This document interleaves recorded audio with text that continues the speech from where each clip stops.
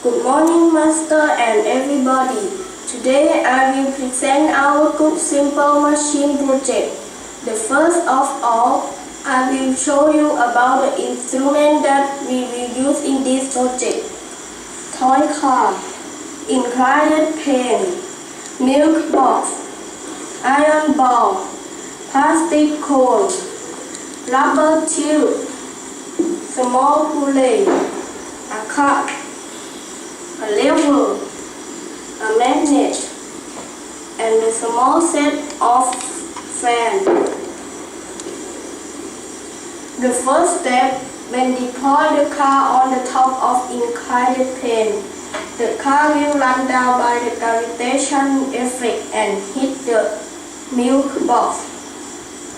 The iron ball will roll down to the plastic cone and fall down to the rubber tube.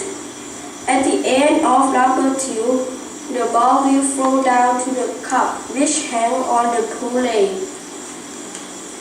Then the lever will tilt up and the magnet under another side of lever will touch the switch and then the electricity circuit will close and the fan now working. I will show you.